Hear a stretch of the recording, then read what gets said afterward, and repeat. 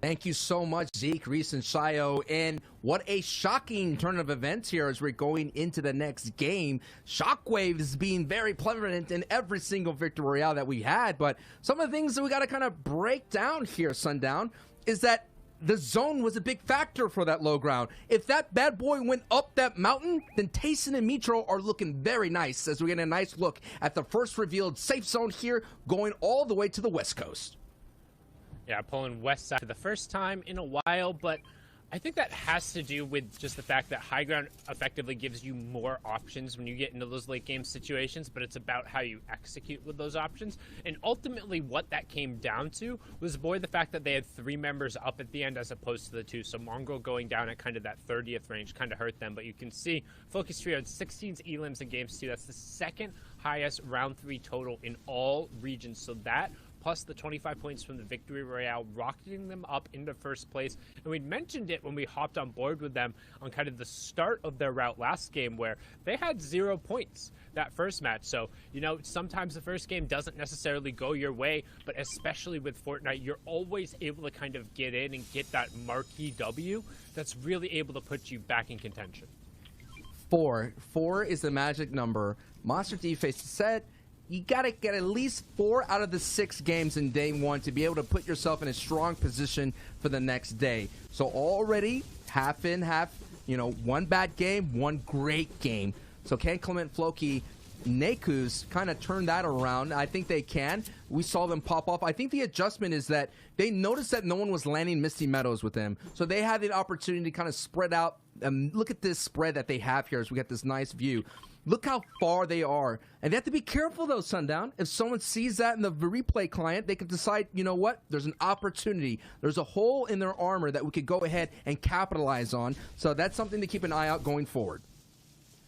Yeah, but I think the benefit for that drop in particular is that somebody does try to capitalize on that. They're going to have to put themselves in such a strong position to then go loot the other part of the route, where if they're not familiar enough with it, it's going to be so hard to confidently pull off. But now we're going to hop on board here. Wolfies, Kinzel, and Dump Truck, a.k.a. CRR. We saw them. Brilliant performance in game number 1. A decent performance coming out in match number 2 as well. But realistically, they're going to need to continue rolling and get into that top 15 if they really want a spot in those heats. And their magic number is 7. They come in both 7th place in game 1 and game 2. Really strong. 4 average eliminations coming in from this wildcard trio. We mentioned it as like a group of all-stars, so to speak, or a group of shooters if you're an NBA fan out there who just love to shoot the long-range 3, go for the highlight plays, go for the style. And all different forms of styling and profiling are colliding here today as we're going to see a great opportunity to see who gets to get in top 15 advance, and this is the format. Victory Royale, 25 points. 2nd, 3rd place, they get a nice bump with 20 and 16. 4th and 17th all get doled out 1 point respectively, and each elim is 1. And Zeke kind of mentioned, yes, you can have a pop-off Victory Royale, getting yourself that 25 points. But Floki, Clement, and Naxo, they were able to combine that with some crazy massive eliminations. 16 points just from elims right then and there. In every single one of those eliminations, being a point is what allowed for them to just rocket up the leaderboards. Now you can see the Train H trio trying to get their rotation on, but eating a couple shots coming out from those Stark Quinjets on the side, able to put some fire back as well. They do have the sniper rifle, which we saw has enabled a number of trios to make some plays here. It's probably one of the biggest accelerants in the mid game and what really enable you to kind of rotate into these picks and catch people out. It's one of the few opportunities to actually get kind of those one-shot downs, which are able to convert on people. Otherwise, most teammates are, in most circumstances, able to cover them up. But right now, we're in the phase where everyone is just looking for a little bit of real estate and a little bit of Storm Surge tags as they move towards the zone. And we mentioned Storm Surge hasn't been a big factor, and I think this is the reason why.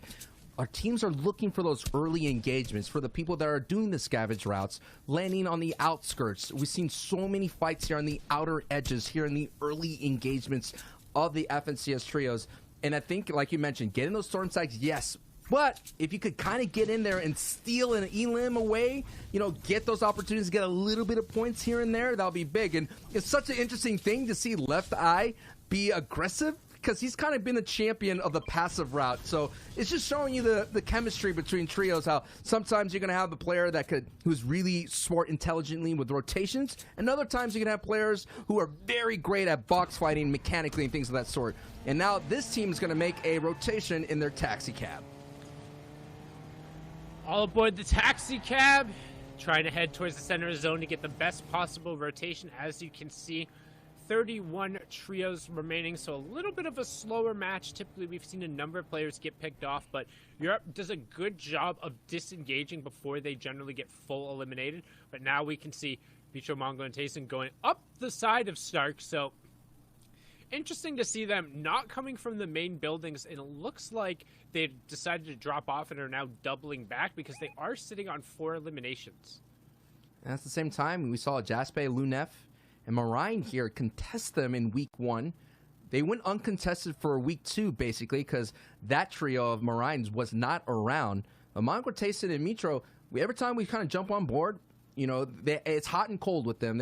They're doing really well right now. They're really hot. But what's interesting enough, Sundown, is their consistency. Like we noticed in week 2, they were always on height. And game 2 here, just before this one, they were on height. So that is why I picked Mongo, Mitro, and Tayson to kind of get this week 3, round 3 W, because they just do so well. If you could look at the overall series accumulative board, they're at the #1 spot, and they have, I believe, at least 3 or like how many, like 3+ victory royales. I gotta take a look. No matter what, no matter the day, they're getting a victory royale here some way. Yeah, they're able to convert on the victory route so incredibly well. I know they had 3 coming through in qualifier #1. I believe they finished off with 4 last week. So they're able to really close the matches out. But the problem is their low games, as we saw early on the day, are incredibly low. They very frequently will drop and pick up absolutely 0 points. Like if they're going to brick out, they brick all the way out. And sometimes, you know, go big or go home, swing for the fences. How many other cliche sports trios things that we could say here? Go for the strike, go for the big doggy.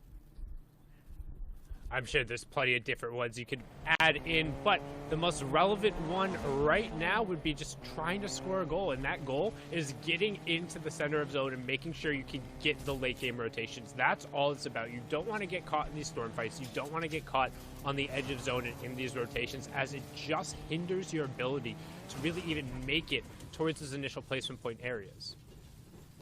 You're taking a look here at Train Hard here, Falconry and Yasuo and Skites. 23 for the day, going for that. Hey, you never know, you might hit it. Like Wayne Gretzky said, you miss the shots you don't take. And that was a shot for the books right there. Everyone would have posted that. And I think our awesome FNCS Trios social media would have been hyped to see that go down. Oh, there it is! Woo! Big time shot through the window. Clip it, clip it. I mean, Sancho says it all. He's going to get the shot, gets all the Storm Surge tags. They're going to go flying. They saw that Nikov went down, but can they convert it into anything? We're going to swing on over to another fight here. We see Janice getting a knock here onto J-Kai. We'll get the conversion right away as well. So they're going to try and spread out and get a little bit of distance here now to find the other 2. Oh my goodness, man. I'm still buzzing over that sniper's shot. Giannis and Alex Squeeze are trying to buzz their way through, coming back again. They kind of fell a little bit early, a little stumbling block as the great monkey wrench from Sundown came through of his pick of Floki, Clemente, and Nikos were able to walk away with that. This team currently is sitting in 3rd place. Having a really strong performance right now, average placement of 10, so at least they're getting into it, but they're being super aggressive at the moment here. And I think it's just because it's a matter of knowing what's in front of them, knowing that this is going to be an easy conversion to send this trio to the lobby. Yeah, they want to be able to close this gap and get the fight over with, but the longer they stand in, the harder it's going to be. Big shots coming back out onto Janice without any form of return, down to 71 HP. Has plenty of utility to be able to help himself out. Open shot there, he's going to be able to get it onto Swaps, clean that one up. No down, but not out. Inserts as the full trio being clear, and Squeeze barely got away with HP there. And, you know, they're being aggressive here. and they kind of couldn't afford to, considering that they already qualified.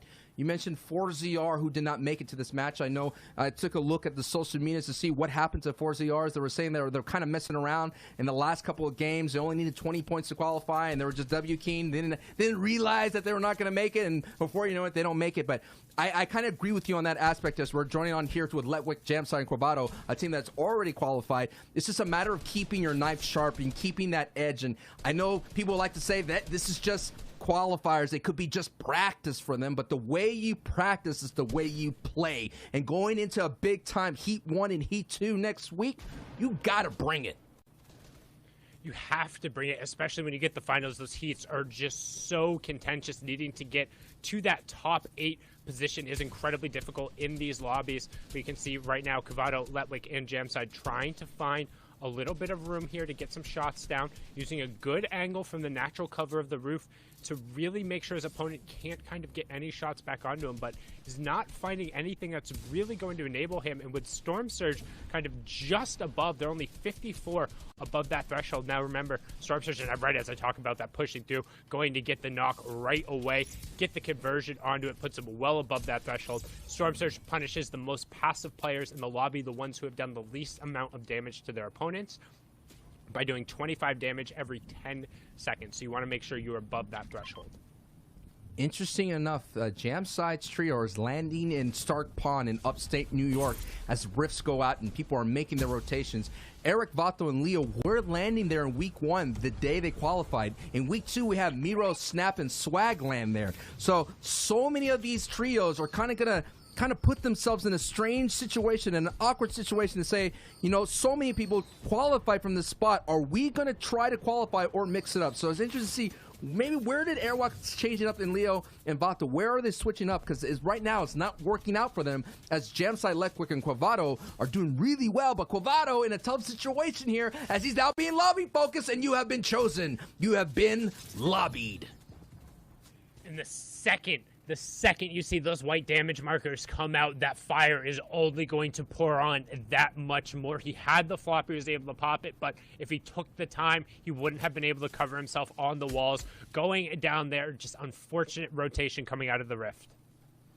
That is the risk of rifts, as you see more people risking that opportunity, more beams, more tags from KS Light getting it in. Can't really convert and get that shield break, but now it's an opportunity. Fresh builds. I mean, everybody's going to try to squeak on through, trying to get their bullets through that build, as we're going to see the rest of the lobby kind of going to the Holly Hedges. Shout out to the P-Doggins of the world. This is the P-God land right now, and now we're seeing so much build. I think at this building, I'm trying to remember the trio. That is someone's build that, of course, that they've been there for a long time, and they most likely utilize the rift at the moment. But now we're taking a nice shot here of Sweaty Sands, which just happened to be the place to be in EU. For solos, it was Steamy Stacks. But now for EU trios, everyone who's successful at 4ZR and Elix goes to Sweaty Sands. So it's interesting to see who's going to kind of claim that spot going forward into the FNCS trios, as we're seeing the really late rotation from Refsguard, but the battle has happened here in Holly Hedges. It's kind of like a throwback for me, even though this is a new POI into Chapter 2. Kind of reminds me of the old school places of, I guess, Salty Springs, Greasy Grove, to name a few. Oh, man. Does anyone miss taco time? Because I sure do. I think you're probably the only person who misses taco time in that regard. It's in my blood. It's in my blood, baby. As we hop on board here with Hen, we saw him camping over in the box, just trying to get a little bit of room. That 4th zone will be revealed here in a second, so we'll see who will need to rotate where. Hen trying to find a little bit of room, getting some tarp in, and boom, there goes 4th zone. Pretty much as west as you'll see it. There is all land in play just north of Holly Hedges there, but plenty of flat space, so a good old-fashioned Fortnite ending. And this is going to be a strong advantage for the players and the trios that like to fight on the low ground. We saw it in the previous round where the low ground was able to get the victory royale as Lepi gets greeted right then and there with a shotgun blast from Hen, and it's going to get converted into leaderboard points as Nakos is going to clean that up, but that means the green light comes through. You got to be careful here. You're going to have these fights here in mid-game. You're going to have the attention of the lobby, and that is what's happening right here. You mentioned it, Sundown. Is the 3 points worth it? Are you going to hold on to the mobility? Now, Hen and Deceptos and Patrick have a big problem to solve right in their face. big problem to solve and plenty of people in the way as well. You can see Hen doubling back into the zone, trying to find the cabbages and whatever utility he can, going to pick up the sniper, knowing that he doesn't have room for it, will have the extra flopper there that he's going to opt to pop. So actually a little inefficient in terms of the usage of health there, but they know they're going to need every little bit as they get through, and a big pickup from Hen there, finding Ratchikito. They're going to toss him back, make sure they can maximize on the Storm Surge and get whatever utility away from that, and that bandage cannon is going to be huge. Ratchikito with the poquito chance of surviving that as the trio is all together. And this is the style of fighting hip to hip at the moment. But now this trio has to make a dangerous trek here. We're talking so much eyes are looking their way and they're expending so many hard mats. And here it is, the attention of the lobby. Down goes Hen as the pressure's proving too strong. But Patrick is still alive. Patrick now is going to have to deal with Stir6 and Vettel. And Vettel is going to go in with the big time crash pad play. And Patrick now is on the back foot trying to retreat as much as possible.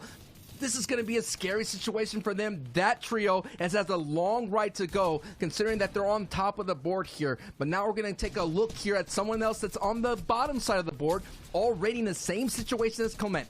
0 points. But can Legendary and Raja and Lucia turn it around? And it begins right here with a nice elim. And a good pickup. Netox looking clueless there in his box. Gets peeked on from the top from Lusha. Legendary also going to convert on 2 on the side there. That'll get them on the board. First 3 points of the day as we now have our 4th zone closing in. As soon as the replay catches up, we'll see where that half in, half out zone will be revealed to. And this is it. Half safe, half out. We've already seen dangerous rotations, what it can cost you. Is the trio going to be able to go in full force, or are you going to lose someone along the way? That could totally happen here as we're seeing Floki, Nekos losing Clement. A strong team here that kind of microwaved up, shot the ways up all the way to the top of the board with a very strong performance. If you're just tuning in here, folks, Floki, Clement, Nekos had a 16 elim and the Victory Royale, which gave him so many points. Got him 41 points total so far and got him into that first place. Let's see if they could hold on to it here at the moment. Already, this is going to be an opportunity to make sure they get that massive refresh that they need, considering if you take a look at their build material, not looking so hot here. But Zone 5 has been revealed, the half in and half out. The great news for this trio is they do not have to make a big trek. And we already saw the treks can be quite treacherous. You're going to stay on board here and see how it all unfolds. Floki still holding tight, holding the wall as much as possible. Getting me some flashbacks. Hold, as they say.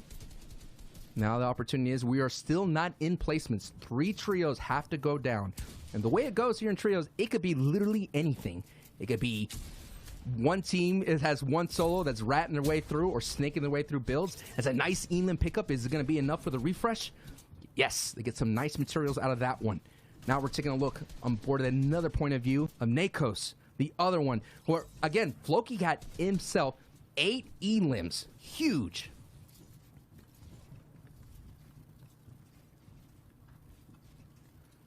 Now we're seeing right here an opportunity here for Nekos and Floki to make sure that they keep the momentum. In this 12-game set, a lot could happen in those 12 games. The consistency, like I mentioned, is going to be the term of the day. That consistency to kind of stamp your way in. I mean, the consistent nature of it is that we already had a back-to-back. The 4ZR trio did not make it, not even out of round 1. And he couldn't even make it here. So that's what we're going to see here is you got to stay on point with a nice double crash pad. Look at this godlike rotation. This duo now has to kind of be magnetized and come back together. Now, this is going to be a scary situation. When you make these kind of godlike rotations like that, there it is. The comfort as a duo holds on, even though they just dealt with someone just shockwaving right through for a split moment. But that is going to be the interesting thing that you're seeing in the trios, is you're going to see a trio essentially kind of separate and come together in those scary moments, as I mentioned, even though Halloween's around the corner, those scary moments of trying to get together. And yes, there's a breathe a sigh of relief, but look at Nekos' inventory. He has 4 floppers, so he can make some crazy rotations here as we're taking a look at the overview that you see. You're seeing all the teams scrambling. This is the backside of the zone, so all these teams are being so much pressure as they're making their way through. Yeah, this is getting crazy and crazy. Now, I'm going to jump in here because Sundown fell out, but it's all right. We have plenty of action unfolding as Nakaz is trying to snake his way through. Floki's still landing as well. And remember, with Clement out of the game, I mean, they're not finding the Elams like before, but still, Sancho, they're following up, and they're answering the call back-to-back now. Absolutely, they're clutching at the right moment, and poor baby girl getting converted into Elim points, and they're not done yet, Monster. Legendary gets knocked right there, and this is where they're talking about the box fighting skill is breaking out right here and right now, and what a big opportunity. Are they going for height? Oh my goodness, I got a little bit nervous from there. I was going to say, they have the arsenal to do so, but on high ground, my gosh, it's Taste and Mongrel, and once again, they're holding it down. You're going to see the Elam just pop over as Noah tries to go up. That's going to be a mistake from them. Back down with Floki, though. Last game, they had 16 eliminations. They're looking to continue that story here today. There's 26 players alive into Zone 7, moving into 8. So much left on the table, and you have to assume they're going to find more. And you gotta assume as well, Monster, is that so many other trios are in shambles as well. Duos and solos just running out about. So that gives Floki and Clement and Nakos here a strong opportunity. And you know that even though Clement is spectating this, he's giving all the comms as possible, as Floki does. Almost gets an Elim right then and there, just sneaks right away as Tayson is cooking up in the Elim feed. And we kind of took a moment there, Monster. I bet you they're on high, and I bet you they're looking for an opportunity to kind of reverse their fortunes and get the victory royale this time around. 100%. They definitely have that high ground once again here. It's looking like a repeat performance. It's not every day you get the second breath of wind here in the final moments to do it again. We'll see how it's going to all be written out here as the low ground now is being held by Floki here, looking around. Marks a player on the side of the zone. That's going to be a massive one. They needed the material, and now they get the refresher here. In a bit of an upgrade. That is huge. Mobility as well. Crash pads here. They're looking to send players down to that low ground. They want every single frag that they can find here. And just take a look. The wide shot gives us the full picture. Players are looking to rotate in, and they're ahead of the zone now. Two stories so far. On your right side is Mongrel, who is kind of making his way down, and on the low is Nakos, who's doing the work and stuff. But right now, it's a fight for height. On the top left that you see, Blaster and Nikov are making this big fight. Mongrel is going to be there with them, but is it going to be enough? This is some big-time clashing that's happening out there. Mongrel is now sitting up so high, but Alpha goes down, Blaster goes down. It's all up to Nico to kind of hold on to his. Oh my goodness, Mongrel! You are a beast, sir! He hit that shot on the way down. Actions speak louder than words, and Mongrel is here to answer the call. He's putting up the shot, the 200 pump, the follow-up on some ref's guard. What is happening? Mongrel, what are you doing? Can they clutch this out? It doesn't even matter. There's still 3 on high ground. Enough HP as well. The siphon comes through. Let's go. 8 eliminations before he gets taken out. And the low ground, Nakovs managed to find another one. Now it's up to him here to continue it out. Only a couple ticks left here, but inside the zone, it's Endazar. He's on high ground. I think it's going to be enough here. The final ticks, he's jumping in. Can he find a shot? No, he doesn't get it in time. Metro reverses the fortune of Mongrel and Tayson, and they pick up the victory royale. The closer in Mongrel was huge. Monster D-Face, what a finish.